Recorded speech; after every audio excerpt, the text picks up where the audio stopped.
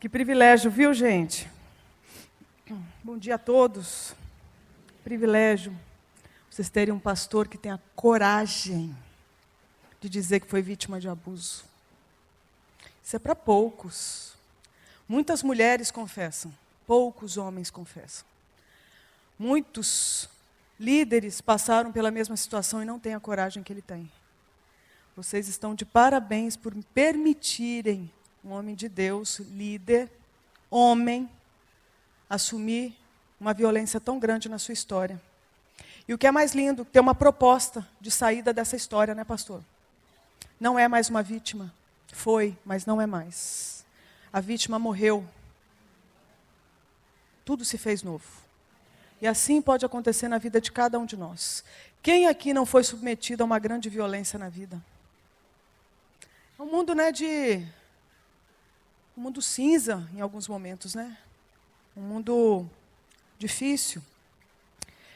E o pastor citou a questão de ser um vaso de barro. Esses dias eu estava numa oficina sobre argila, uma artista plástica falando para nós do quanto que ela aprecia o barro. Porque o barro, ele aceita todos os elementos da natureza. Ele aceita o vento, aceita o fogo e aceita a água. Curiosamente, as três figuras do Espírito. Não é à toa que parte da gente veio do barro. E como que a gente interage bem com as figuras de Deus. O sopro do Espírito, a água do Espírito, o fogo do Espírito. E é curioso porque o vaso que você não quer manter, porque está quebrado, rachado, feio, desajustado, o que você faz? Você põe água, que ele volta a ser barro. Basta estar na mão certa, na mão do oleiro, que ele sabe o que fazer com o vaso quebrado. E se você gosta do vaso, o que você faz? Você passa pelo fogo, porque daí você eterniza aquele vaso. Tudo a ver com a gente. Tudo a ver, inclusive, acho que com a história da humanidade. Quando tinha aquele monte de vaso que não agradava o oleiro, ele mandou um dilúvio, lavou todo mundo. Para ver se faz tudo de novo. Quando ele viu que tinha uma esperança, ele falou que agora vão mandar o fogo do Espírito. Não é não? E assim vai acontecendo com a gente. Um monte de vasos de barro, clamando pela misericórdia de Deus, pela água do Espírito, pelo vento do Espírito, pelo fogo do Espírito. Logo, são todos muito bem-vindos. Aqui é o lugar daqueles que reconhecem o ser barro. Aqui é o lugar onde eles são bem-vindos. Todos nós somos bem-vindos na casa de Deus. Porque a gente precisa desse toque de Deus. E eu lembrei também, falando dessa coisa da Andréa Vargas, eu lembro de uma história. Lembrei disso aqui agora, fazia tempo que eu não lembrava disso. Um dia eu estava no aniversário de uma comunidade, de um primeiro ministério, na verdade, alternativo, cristão alternativo, que surgiu no Brasil, década de 70, tentando acompanhar os dependentes químicos. O tio Gerê, que tinha sido governador do Rio de Janeiro, o filho usuário de droga, ao invés de fazer o que muitas famílias faziam na época, de enxotar o filho usuário de droga, na época eu acho que era onda de cocaína, LSD, alguma coisa do tipo, ao invés de mandar o menino embora, ele, pastor, pensa, governador, ele fez o movimento inverso, botou o menino para dentro, chamou todos os amigos e começou a ler Bíblia para eles, porque é o que ele tinha. E começou a haver uma restauração, começou a haver mudança, começou a haver conversão, um movimento de Deus muito, lindo começou a acontecer. E a gente estava no aniversário dessa comunidade lá em São Gonçalo, no Rio de Janeiro, alguns anos atrás. Aí umas meninas de um ministério de BH, de Belo Horizonte, que fazem evangelismo na Guaicurus, uma famosa rua de prostituição em Belo Horizonte. Elas são da Caverna de Adulão, uma igreja também que público, quem faz parte da caverna? Todos. Todos. Elas estavam fazendo evangelismo e abordaram um travesti. Aí estão lá conversando com o travesti, conversa daqui, conversa dali. Aí as meninas falaram assim, André, a gente está conversando com esse travesti, a gente lembrou de você. A escritória já começou boa, né? Quando a pessoa fala, conversando com o travesti, lembra de você, você já imagina o que pode vir. Aí estão lá de conversa com o travesti, conversa daqui, conversa dali. Aí de repente perguntaram, e aí, qual que é o seu nome? Ela, Andréa Vargas. Lembramos de você, é nome de trava. Por isso que está lá na internet, entendeu? Não é porque eu estou com essa bola toda, mas é muita travesti, chama Andréa Vargas. É um espetáculo. Queria que você abrisse a Bíblia comigo, em Gênesis 1. Eu tenho uma vinheta aí para passar, que eu sempre esqueço. Faço parte de uma missão chamada Avalanche, que fica lá em Vitória, no Espírito Santo. E eu queria passar uma vinheta de menos de 1 minuto, na verdade, para você conhecer um pouquinho a nossa missão. Pode rodar aí, por favor.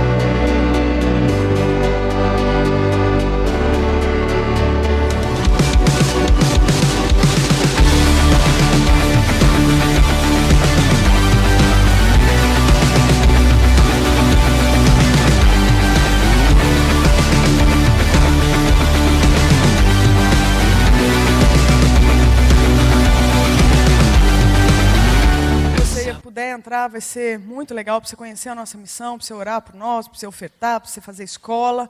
Por quê? Porque a gente tem escolas, né? Então, são treinamentos em várias áreas. Missões urbanas, sexualidade, aconselhamento em sexualidade, dependência química, artes e comunicação, que é a escola agora de julho, e fé, história e política, que vai acontecer, se Deus quiser, em setembro.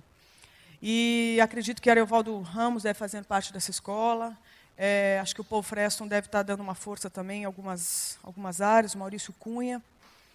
Então, assim, a gente tem tentado estabelecer uma rede de contato legal com gente que está disposta a fazer algo que os filhos de Deus fazem. Sabe? Aquilo que Deus quer que aconteça. A gente tem procurado juntar aí os inconformados de plantão para que venham exercitar a fé e usar a mente de Cristo para desenvolver projetos, para que o governo de Deus venha para a terra, para que o reino de Deus venha e que a justiça seja feita, que as pessoas saiam do cativeiro, que as boas novas sejam anunciadas.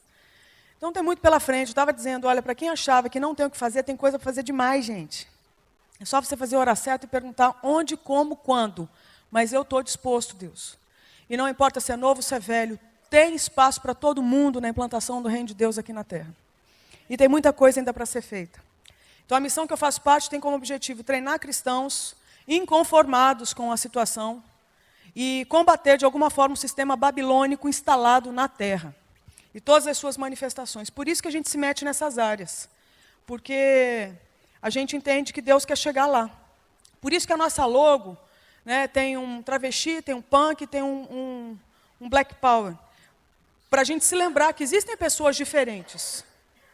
Existem pessoas diferentes, da grande maioria, e que elas precisam, de alguma forma, ter contato com o Evangelho, porque o Senhor lembrou de todas elas na cruz. E Ele quer todas elas. E que alguém vai ter que fazer essa ponte.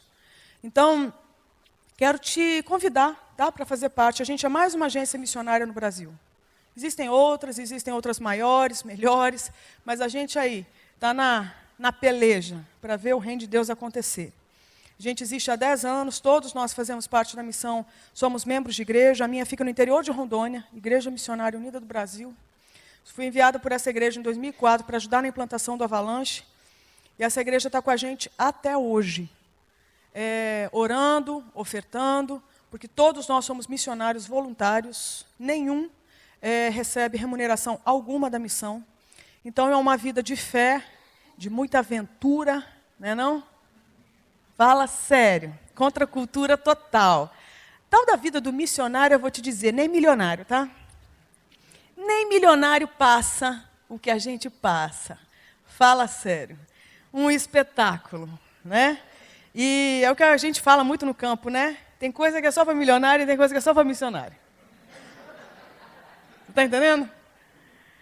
Então, esses dias meu irmão estava me falando que a minha sobrinha estava orando e falando assim: Deus, eu quero ser como a minha tia, milionária. Meu irmão falou: filha, missionária. Missionária.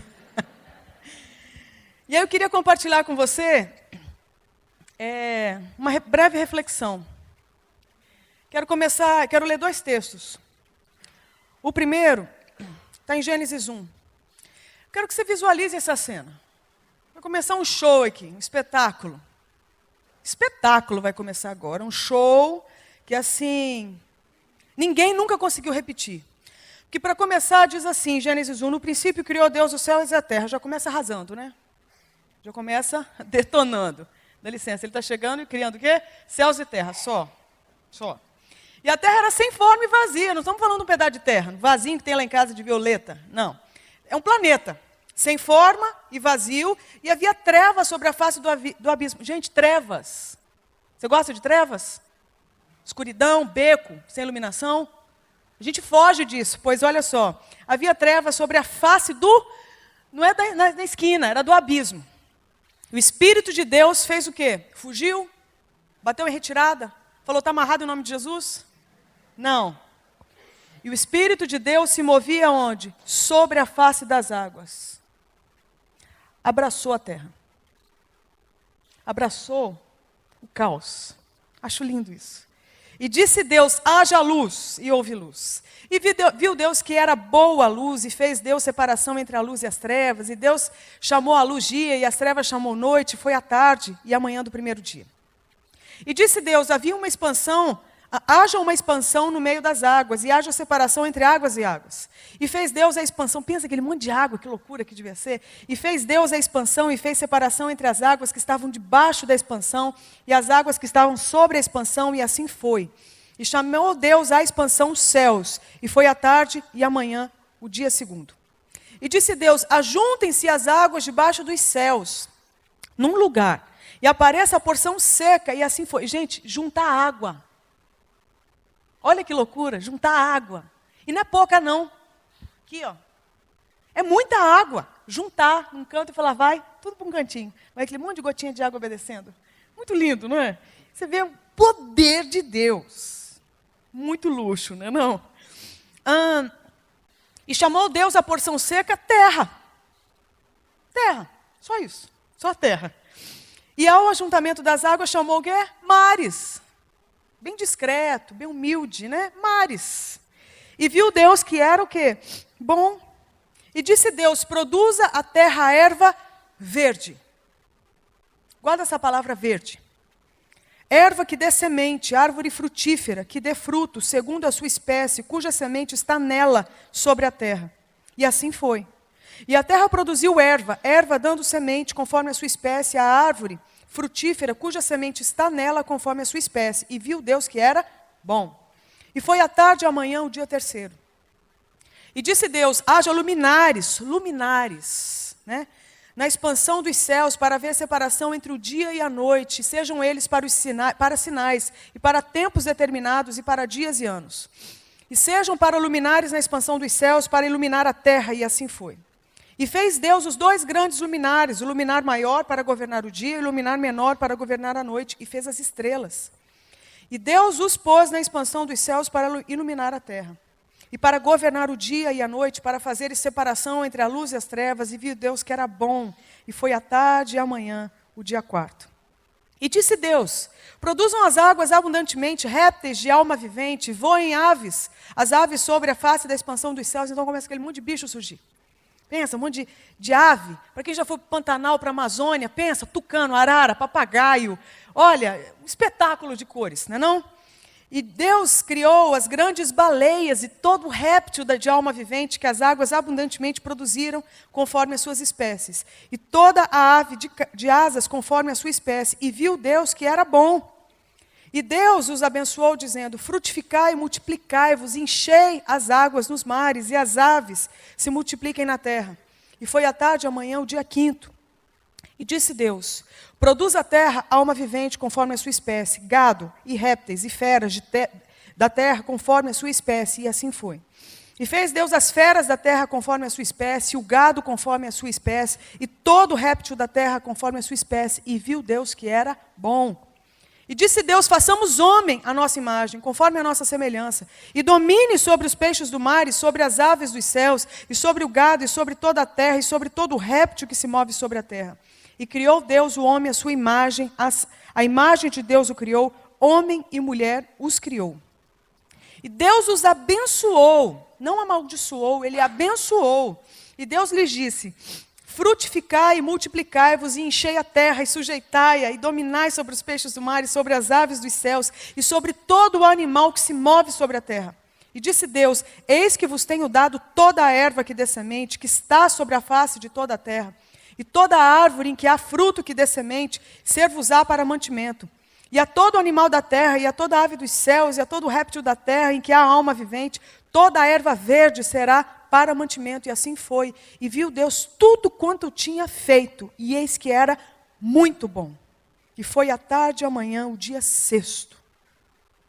O homem é criado, com casa toda pronta, mobiliada, despensa abastecida, não é? Conta paga, luz, água, tudo. Tudo montado. Para chegar e de cara viver a vida dele. Que dia? O sábado. De cara, com tudo pronto, montado, o homem é chamado agora para descansar. Fala sério. Que Deus maravilhoso. Eu fico imaginando o Éden, um lugar cheiroso. O capítulo 2 de Gênesis fala sobre aromas. Fico imaginando o Éden colorido. Né, os tons de verde, todo tipo de cor, o tanto de textura.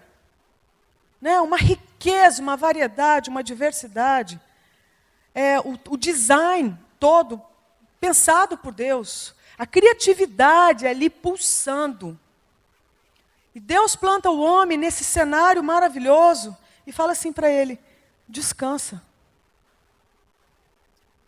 Olha, que Deus é esse? Que cria tudo, que faz tudo, que não bota a gente no primeiro dia para virar pedreiro da obra. Ele entregou tudo pronto.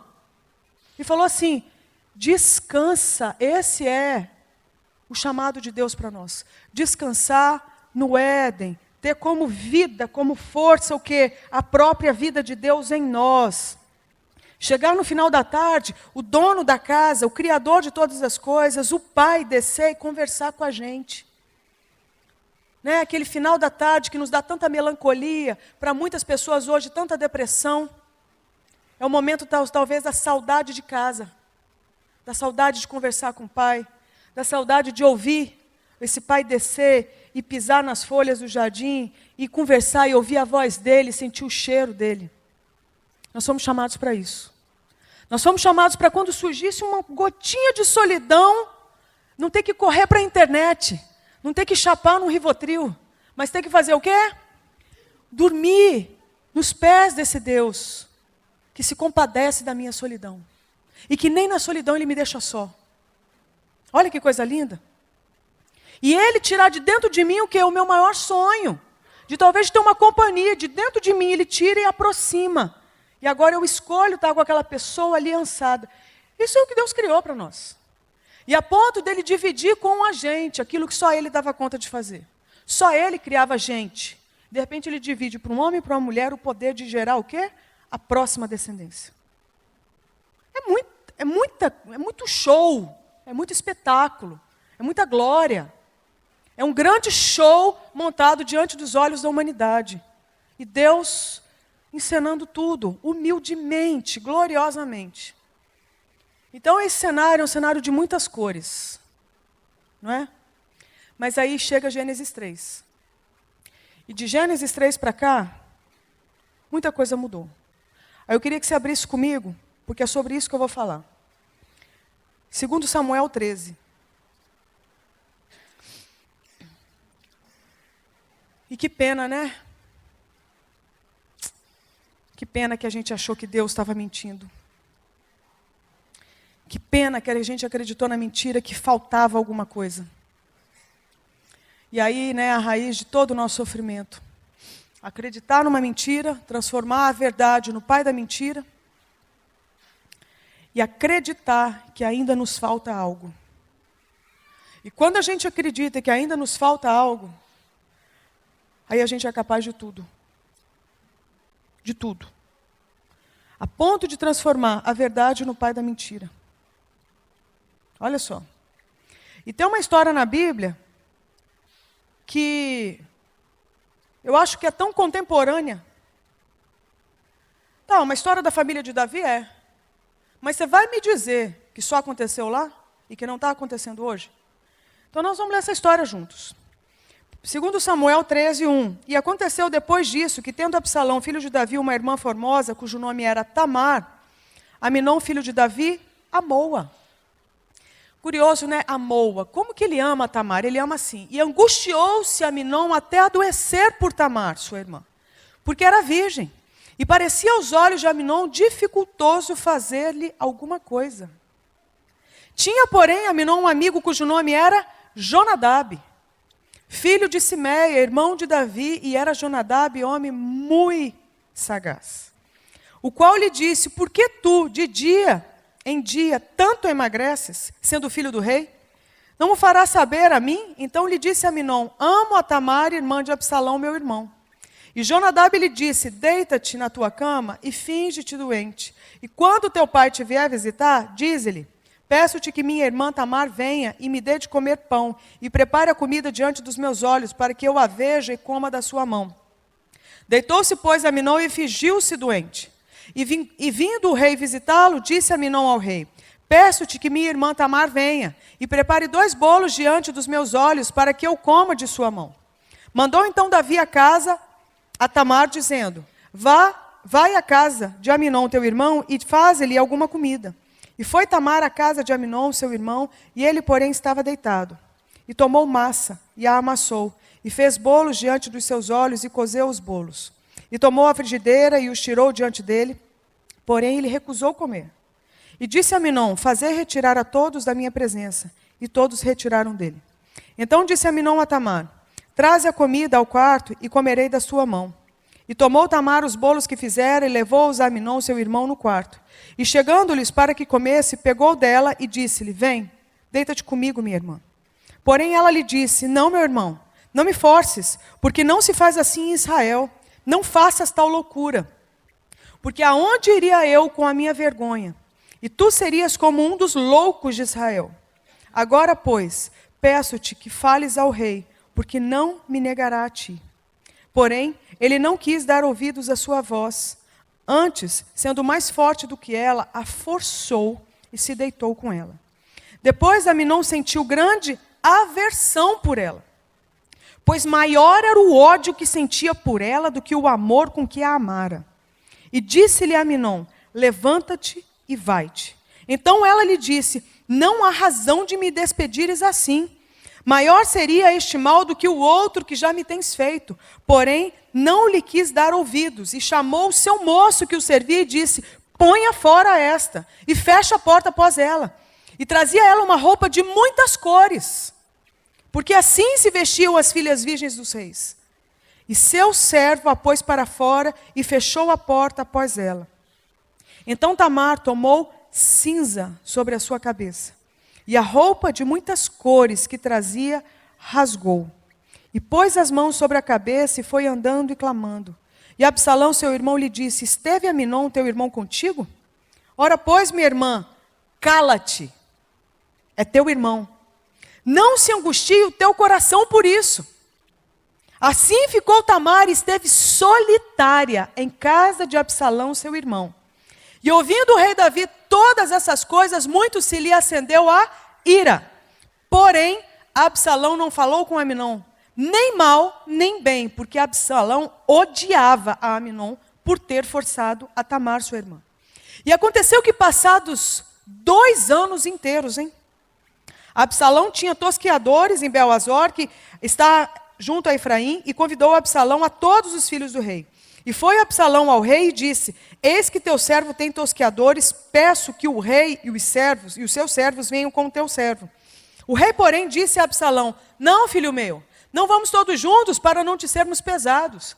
E instou com ele, porém não quis ir, mas o abençoou. Então disse Absalão: quando não, deixa ir conosco Aminon, meu irmão. Porém o rei disse: para que iria contigo? E estando Absalão com ele, deixou ir com ele a Aminon e a todos os filhos do rei. E Absalão deu ordens aos seus servos, dizendo: tomai sentido.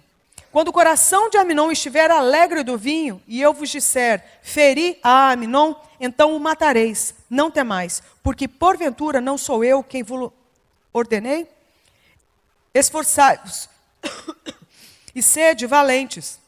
E os servos de Absalão fizeram a Aminon como Absalão lhe havia ordenado. Então todos os filhos do rei se levantaram e montaram cada um no seu mulo e fugiram. E aconteceu que, estando eles ainda no caminho, chegou a nova a Davi, dizendo-se: Absalão feriu a todos os filhos do rei, e nenhum deles ficou. Então o rei se levantou e rasgou as suas vestes e se lançou por terra. Da mesma maneira, todos os seus servos estavam com vestes rotas. Mas Jonadab, filho de Simeia, irmão de Davi, respondeu e disse: quem é que falou agora? Jonadab. Lembra desse cara? Não digam, meu senhor, que mataram a todos os moços filhos do rei, porque só morreu Aminon, porque assim tinha resolvido fazer Absalão desde o dia em que forçou a Tamar sua irmã. Não se lhe ponha, pois, agora no coração do rei, meu senhor, tal coisa, dizendo: morreram todos os filhos do rei, porque só morreu Aminon. E Absalão fugiu, e o moço que estava de guarda levantou-se os seus olhos e olhou, e eis que muito povo vinha pelo caminho por detrás dele, pelo lado do monte. Então disse Jonadab ao rei: eis aqui vêm os filhos do rei, conforme a palavra do teu servo. Assim sucedeu. E aconteceu que, como acabou de falar, os filhos do rei vieram e levantaram a sua voz e choraram. E também o rei e todos os seus servos choraram amargamente. Assim Absalão fugiu e foi a Talmai, filho de Amiur, rei de Gesur. E Davi pranteava por seu filho todos aqueles dias. Assim Absalão fugiu e foi para Gesur. Esteve ali 3 anos. Então tinha o rei Davi saudades de Absalão, porque já se tinha consolado acerca da morte de Aminon. Li muito texto, porque eu queria que a gente entendesse que existe uma história que está registrada na Bíblia, que está acontecendo hoje, e creio que vai acontecer muito ainda nas nossas famílias. Quando aquilo que era colorido é rasgado. E das cores, a gente parte para a cinza. São dias em que as cores são rasgadas. E desde Gênesis 3, não é de agora. Não é? E aqui nós estamos falando de uma família. Nós estamos falando de qualquer família. Nós estamos falando da família de Davi. E às vezes a gente imagina que por se tratar de um homem segundo o coração de Deus... vamos trazer para os dias de hoje um homem crente? Um homem evangélico? Podemos? Porque esse tipo de coisa não acontece. Por quê? Porque tem uma religião por trás. Porque é membro de igreja, talvez. Porque tem ministério. Porque tem talvez um título. E você imagina, ali deve estar tudo sob controle. Não é? Tudo sob controle.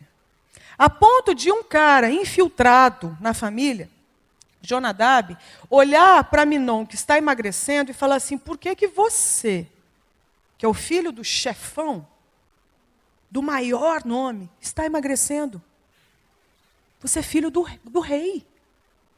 Como é que você está passando por isso? Por uma perda dessa, sua energia sendo drenada, sua força se esvaindo de você. Isso não acontece com quem tem esse tipo de família, com quem tem esse tipo de nobreza. E aí Jonadab estranha aquilo ali, e aí Aminon chama Jonadab de amigo. Eu acho curioso, porque nós estamos falando de um sistema familiar que chama alguém sagaz, como uma serpente, infiltrado dentro da família, e essa serpente é chamada de amiga. Nós estamos falando de uma situação muito complicada, gente, em que serpentes se infiltram nas nossas famílias, se infiltram nos nossos relacionamentos, se infiltram nos sistemas nos quais a gente faz parte, e a gente passa a chamar de amigo. E essa serpente, tratada como amiga, começa a dar o quê? Conselho para os nossos filhos.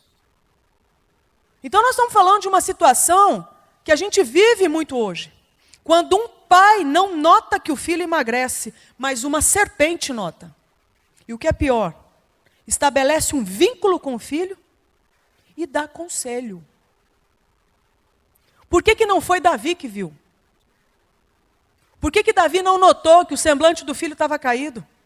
Por que não foi Davi que notou que o filho estava de olho na meia-irmã? Nós estamos falando de uma relação em que um irmão está tendo lascívia pela irmã. Você tem ideia do tanto de gente que eu já aconselhei, de meninas que tiveram a vida inteira relação sexual, vida sexual ativa com os irmãos? Que não conseguem mais ter relacionamento na frente, porque na hora que começa a namorar um rapaz, ela de igreja, o menino de igreja, começa a ter aversão, que é coisa típica.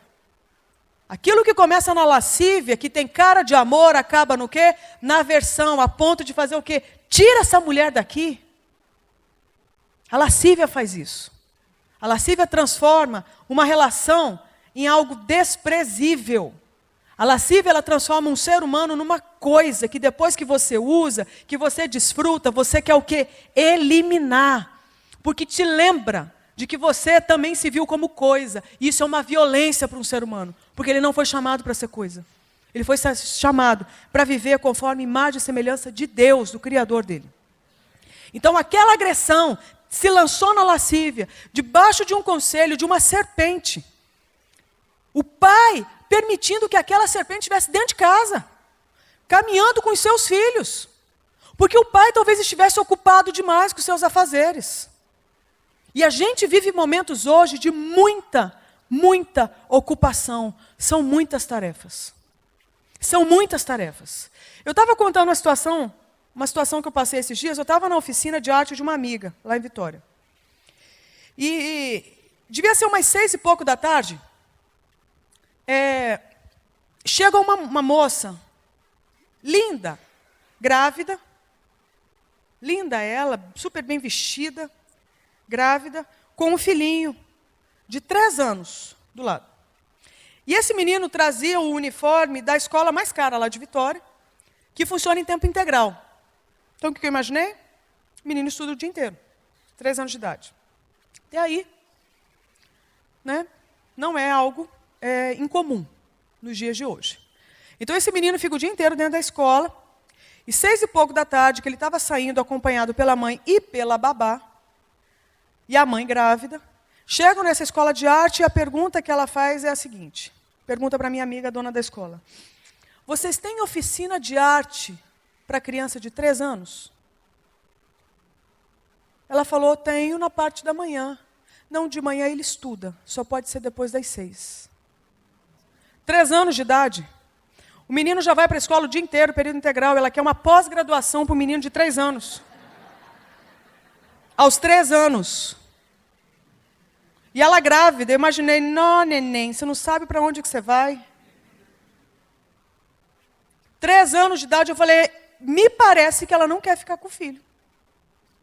Eu não quero julgar essa mulher, eu não sei o que ela passa na vida. Mas o que eu sei é que aquela criança já estava assim, 6 da tarde, com a mochilinha, segurando a mão da mãe, olhando para aquela babá, tipo, me salva. E a mãe querendo enfiar mais oficina de arte para o menino às 6 e pouco da tarde. Numa sexta-feira, gente. Você está entendendo? Então, assim, nós vamos empurrando as pessoas que foram entregues por Deus para estar sob os nossos cuidados, para qualquer um. Qualquer um. E você vai me dizer que não vai ter uma serpente infiltrada aí, tentando dar conselho para o seu filho? Eu não estou falando para os pais, eu estou falando para todos nós que somos chamados aqui de irmãos, e quando a gente não se importa mais uns com os outros. Eu não estou falando para os pais, aqui é uma família. Nós somos irmãos, se a gente tem o sangue de Jesus. Nós somos irmãos. E aí chega uma situação onde a gente não se importa mais um com a vida do outro. Quando a gente olha o semblante caído do outro, nem sabe se está caído, porque a gente não sabe nem qual é o semblante dele. E se tiver caído, a gente não tem a coragem de perguntar. Mas o problema é o seguinte, a Bíblia nos alerta, vai ter sempre um Jonadab de plantão. De olho, só te filmando e vendo por que você está chorando. Você sabe quem que é especialista nisso? Pedófilo. Você não fica achando que pedófilo tem cara de lobo mau, tá? Chifrinho e um tridente aqui, com cheiro de enxofre. Pedófilo é o ser mais encantador para uma criança. Pedófilo é aquele que consegue olhar para um menino triste, porque ninguém dá moral para ele, só dá cascudo no menino, porque o menino sofre bullying o tempo inteiro e não reage. É aquele menino que o tempo inteiro ele é hostilizado, ele é ridicularizado. Ninguém dá moral para ele, não tem um pai que vai buscar na saída da escola, só tem talvez uma mãe, ou então só tem um pai e não tem uma mãe, enfim. É alguém que está numa falta, acredita que já está em falta. Sempre tem um tio de plantão olhando, coitadinho, que vontade de cuidar dele. Os pedófilos não vão atrás das crianças e dos adolescentes resolvidos, porque eles vão saber colocar limite. Criança com autoestima resolvida, olha, criança com autoestima saudável, ela consegue dizer não para um adulto, ela consegue gritar, ela consegue pedir socorro, ela consegue dar um chute, ela consegue, entendeu, fazer uma denúncia. Agora, criança que não tem uma autoestima saudável, ela cala, ela aceita. E a autoestima, você não nasce com ela pronta, ela é construída. E ela é construída não é com a criança, o bebê, ele, né, se auto-governando. Nós somos seres muito frágeis, gente. Nós nascemos como bebês. A gente não consegue se vacinar, a gente não consegue se vestir, a gente não consegue se lavar, a gente não consegue se alimentar, a gente não consegue se comunicar, a gente não consegue falar. A gente não sabe nem o que a gente sente. Por isso que bebê que se comunica como? Gritando. Não é? Está com sono, chora. Está com dor, chora. Está com fome, chora. Qualquer coisa, chora. É a comunicação que vem num bloco, o choro. Que, aliás, é o som que parece que mais irrita um adulto. Que mais enlouquece um adulto é o choro de um bebê. É ou não é? Você fala, meu Deus, ainda mais quando é o primeiro filho. E agora? O que é isso? Está morrendo? Está engasgado? Está com febre? Está com cólica? O que ele tem? Meu Deus, o que a gente faz? Até você discernir os choros e choros. Mas para você ver a nossa fragilidade, e essa fragilidade tem que nos lembrar que nós precisamos demais uns dos outros, que nós temos que estar atentos demais um para os outros, um com relação aos outros, e que se não houver essa atenção e esse zelo, muito provavelmente algum Jonadab de plantão vai se infiltrar. E nós temos que ter esse cuidado, não é só lá em casa. Porque nós não fomos chamados só para cuidar da nossa casa e do nosso reino. O cristianismo talvez seja a única proposta para a humanidade em que um mentor, o Cristo, deixa um recado para todos nós. Ele pega um vinho e fala, está vendo isso aqui? Lembra do meu sangue derramado. Derramado como? Não foi transfusão, não. Foi morte. Morte. Certo? E é aquele sangue fazendo alusão ao quê? Sem derramamento de sangue não há remissão de pecado. O sangue foi derramado, o problema de pecado foi resolvido para aquele que crê no sangue de Cristo. Mas ele não ficou só nessa questão do pecado. Porque ele falou, só resolver o problema de separação não adianta. Só resolver aquilo que separa o homem de Deus não adianta. Mas é o começo. Então aquele que estava o quê? Na morte, é sepultado de vez, não é? E agora é o quê? Escondido em Cristo e ressurge com Cristo, uma nova criatura. Nasce de novo. Glória a Deus. Glória a Deus, é a esperança para todos nós. Mas o cuidado do Cristo, nós não vamos ficar só no sangue, nós não vamos ficar só no vinho. Agora vem o quê? O pão. Fazendo alusão ao corpo partido. Nós estamos falando de pão, gente. Você tomou o café da manhã hoje? Eu tomei, graças a Deus. É ou não é? O pão, você come o pão, o que o pão faz em você? Te nutre, te alimenta, te dá prazer. Aquela ideia do cristianismo que não tem prazer, eu não consigo ver isso na Bíblia, porque eu consigo ver um cristianismo que te empapuça de prazer. Ó que bênção! Senão, quem leva a fama de ser o cara, chefão, doidão, que entende de prazer é o diabo. Aliás, por isso você observa, tudo quanto é campanha de motel, tem o quê? Um foguinho, uma maçãzinha mordida. Já reparou? Porque o diabo acreditou numa mentira, de que ele é o cara que entende de prazer. Você quer ver um ser mais mal resolvido que o diabo? adoecido.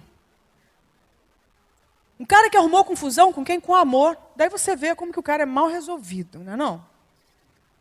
Você vai me dizer que ele entende de prazer? Um cara que para se relacionar ele teve que inventar um trocinho chamado mentira. Porque ele não tem compromisso com a verdade.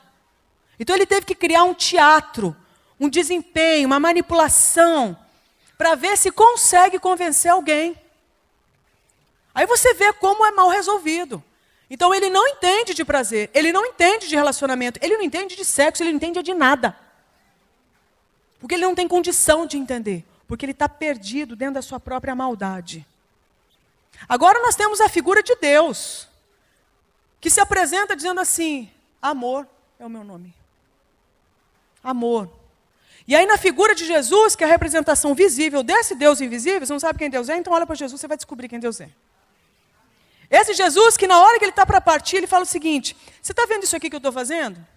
Esse sangue derramado, esse corpo partido?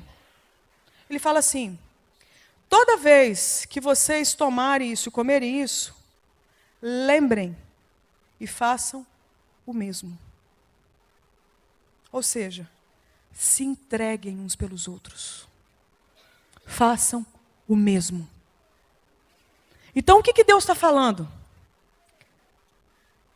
Onde é que estava essa família que deixou uma menina colorida virar uma menina cinza? Nós estamos falando de uma menina. E nessa época, e nem hoje, muita gente dá moral para meninas. É ou não é?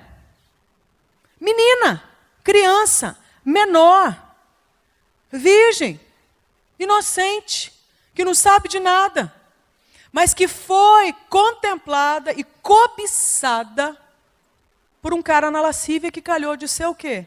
Meu irmão dela. E na hora que tinha que chegar alguém e falar assim, ô Minon, o que está pegando, meu filho? O que está acontecendo? Por que você está olhando para sua irmã com esse jeito? Desde quando? Quando você olha para ela, você sente o quê? Por que você sente isso? Por que você está planejando? Ninguém chegou. Não houve esse cuidado. Pois chegou um Jonadab e se infiltrou e falou, deixa eu te dar uma dica. Ataca a sua irmã. Você é o cara, você pode tudo. Pois deu um plano. E a lascívia daquele cara agora se aflora num de umas questões, através, na verdade, de um dos movimentos mais excitantes que muita gente na lascívia se encontra. O ritual de conquista. Extremamente excitante. Talvez mais do que a própria experiência sexual. O ritual de conquista, onde você olha aquela presa, você se aguça, você se arma de todo tipo de munição e você parte para atacar, para fisgar, para envolver, para seduzir. Extremamente excitante. A ponto de você ter o que você quer e você falar o quê? Passou, não estou te sentindo mais nada. Some com essa menina daqui. E o texto fala que Amnon amou a Tamar.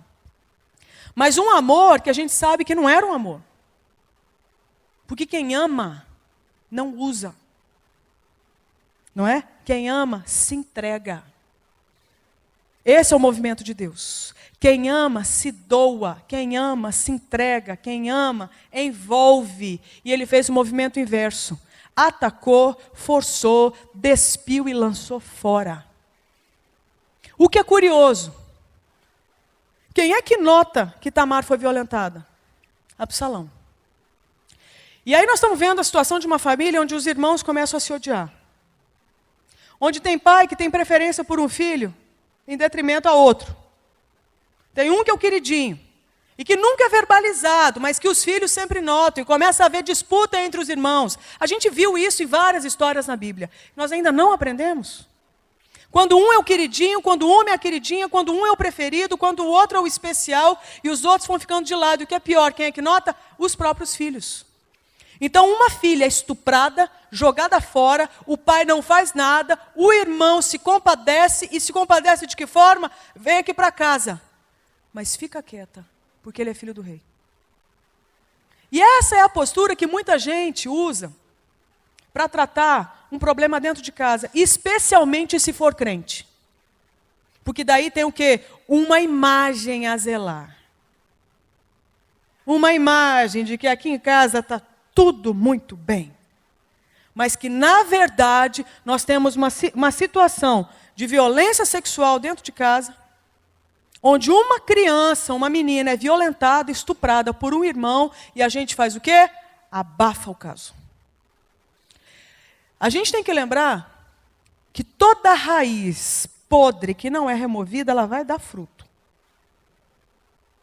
E uma hora esse fruto aparece. Máscara você não segura por muito tempo, não. Uma hora ela cai. E o diabo é especialista de transformar a questão da máscara caindo em escândalo. Ele tem um profundo prazer com esse showzinho de horror. Já reparou? Eu observei muito na construção de vício sexual na vida de aconselhados, que muitos deles acreditam numa mentira do diabo. O texto de Tiago fala, né? Que nós somos tentados pelos nossos próprios desejos, nossas próprias concupiscências, paixões, pelos nossos próprios maus desejos, sendo por esse arrastado e seduzido. Então, esse pecado, quando concebido, dá luz, esse desejo, quando concebido, dá luz ao pecado, e o pecado gera morte. Você observa que o diabo está tentando fazer o quê? Vem, arrasta, puxa, não pergunta nem nada, tenta te convencer que você não vai ficar sem. Mas é curioso porque todas as pessoas que acabam construindo o vício sexual que eu vi até hoje, elas acreditam numa outra mentira. E ele é especialista nisso. Ele promete o seguinte: vem, ninguém vai ficar sabendo. Eu te garanto, é segredo nosso. Só nós dois vamos saber. Só que nós temos que entender que ele é o pai da mentira. Ele mentiu, tolinho. Ele te faz acreditar que é mentira, tanto é que se a gente ceder aos nossos maus desejos, que horas nós vamos ceder? É na frente de todo mundo? À luz do dia? Não, escondidinho.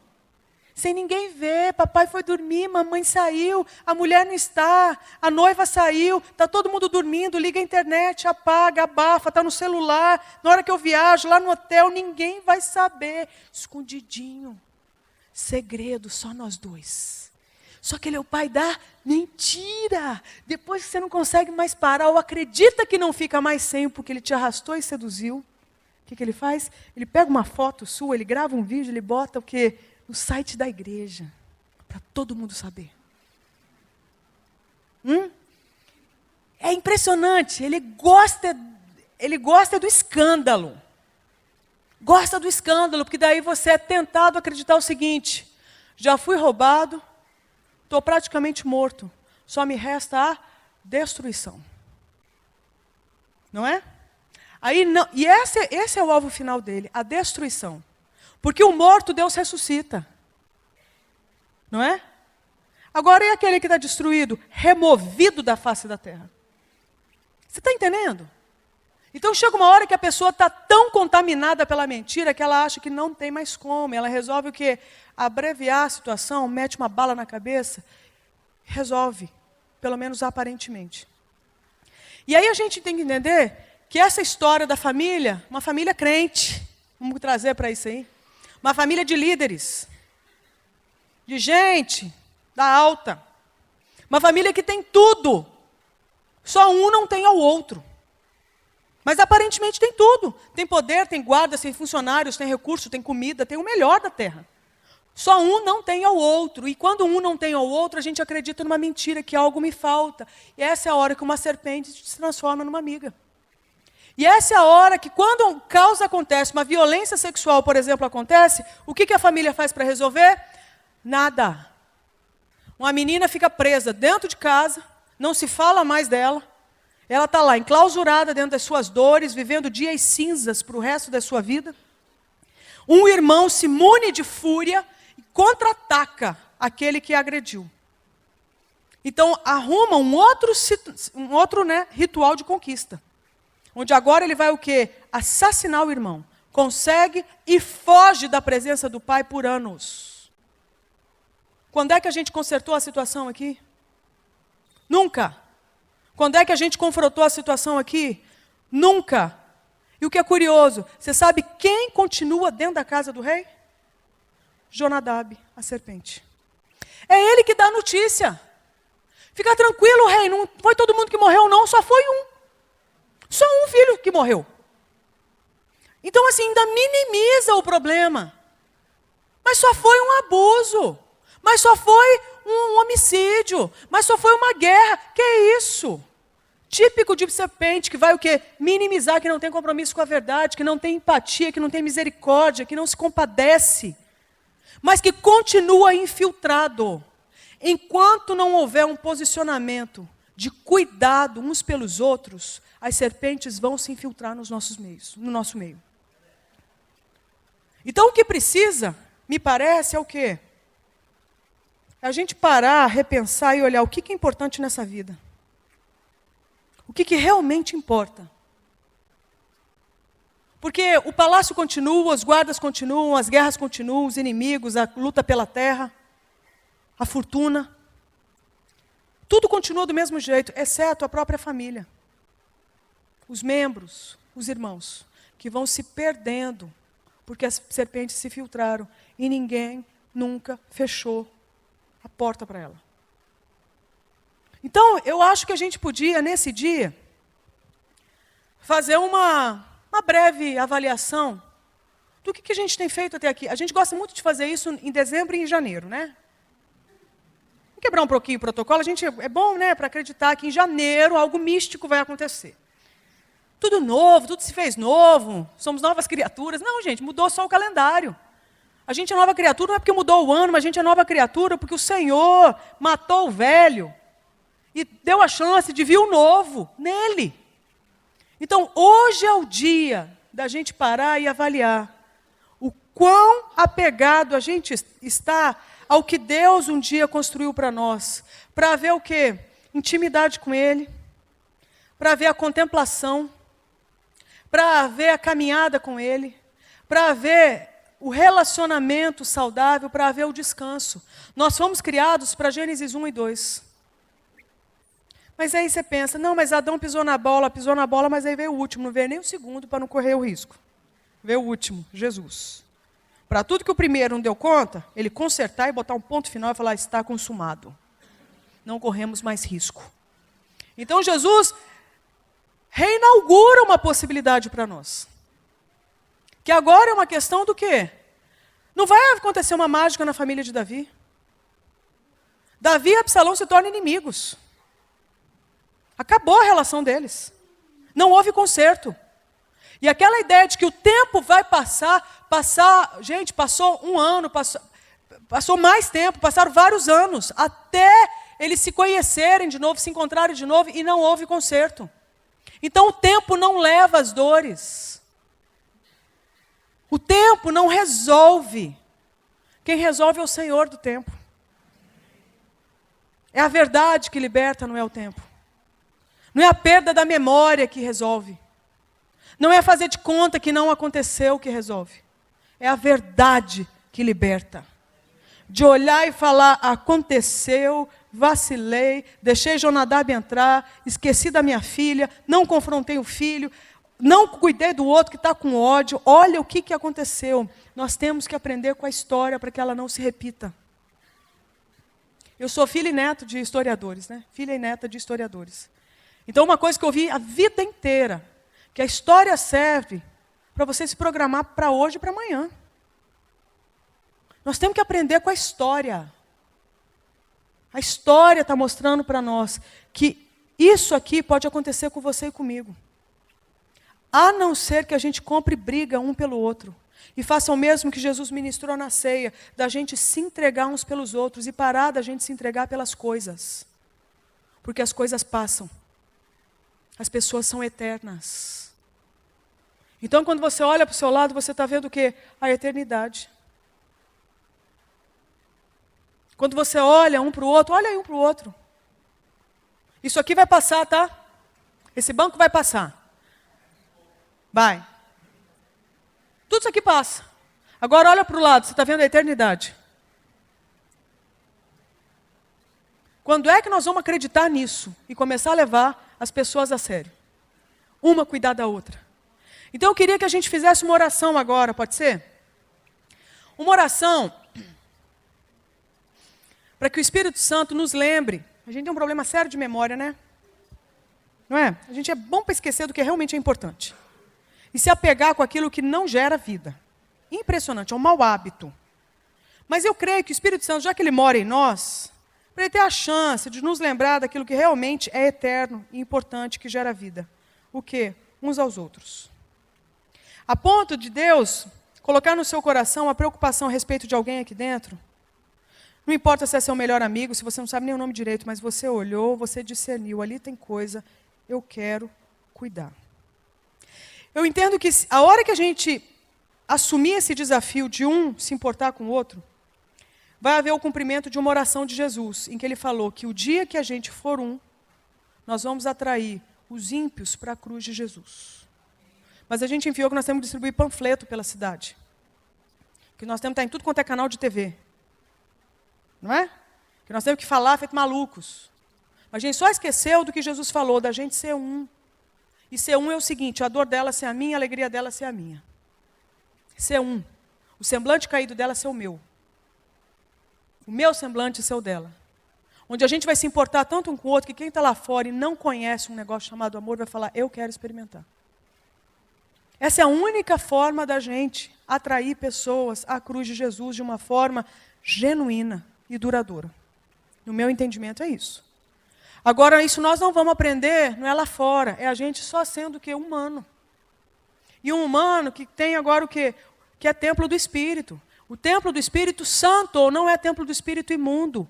É templo do Espírito Santo, que carrega o cerne, a essência de Deus, que é amor. Então eu queria que a gente, nessa manhã, fechasse esse tempo, ministrando isso um na vida do outro. Você achou que eu ia falar para você orar por você, né? Chega, você já orou demais. Queria que você olhasse para o lado e falasse, quem o Senhor quer que eu ame? Olha que caça furiosa.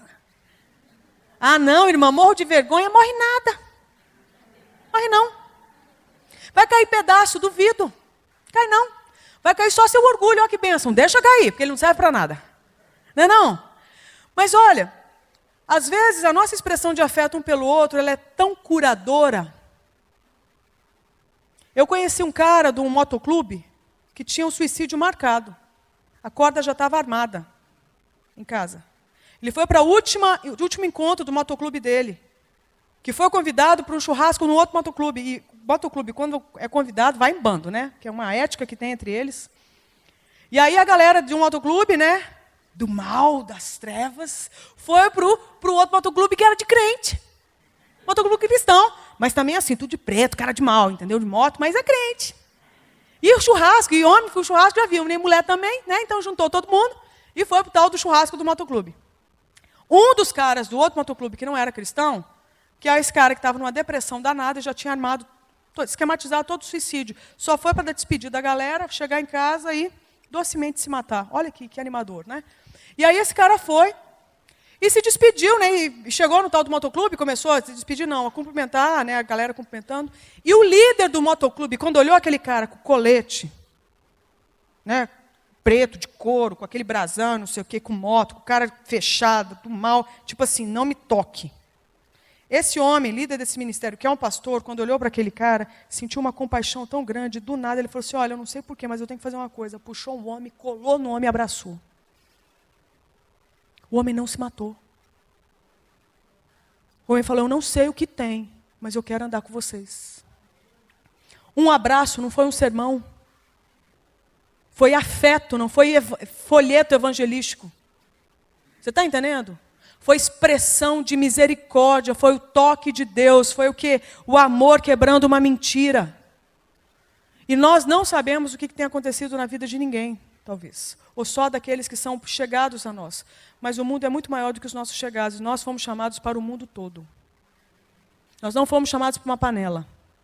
Nós não fomos chamados para um gueto. Nós fomos chamados para a humanidade. Humanidade, gente, é gente demais. Então eu queria que a gente finalizasse aqui, que você olhasse e procurasse assim, quem eu vou amar agora ministrando uma oração? Vai ser um domingo missionário, onde você vai sair da sua zona de conforto, onde de repente o novo vai orar pelo velho, o velho pelo novo, o branco pelo negro, o negro pelo oriental, não importa, o rico pelo pobre, mas é o quê? O irmão pelo irmão. Como quem se importa. para que a gente comunique para nós mesmos, uns para os outros e para o mundo espiritual, de que aqui nós não vamos permitir Jonadab se infiltrar. Não vamos. Nós vamos zelar um pelo outro, nós vamos lutar um pelo outro, nós vamos repetir o que o nosso mestre ensinou, da gente derramar o nosso sangue e quebrar o nosso corpo, um pela vida do outro. E isso vai atrair aqueles que não conhecem essa experiência de amor para a cruz de Jesus. Você topa esse desafio? Então levanta e vai amar. Olha, e não deixa ninguém, aquele que está tentando ser invisível agora, escapar pela porta, você pega ele antes dele escapar. Você cata, entendeu? Eu vou orar por você. A mensagem que você acabou de assistir faz parte do Ministério de Comunicação Palavra da Cruz. Temos um grande acervo de estudos bíblicos em áudio e vídeo. Distribuímos também gratuitamente o jornal mensal Palavra da Cruz. Entre em contato conosco pelo fone 0 operadora 43 3372 8900 ou pelo e-mail livraria@piblondrina.com.br. Visite-nos pelo site www.livrariapiblondrina.com.br ou acesse www.piblondrina.com.br. Graça e paz.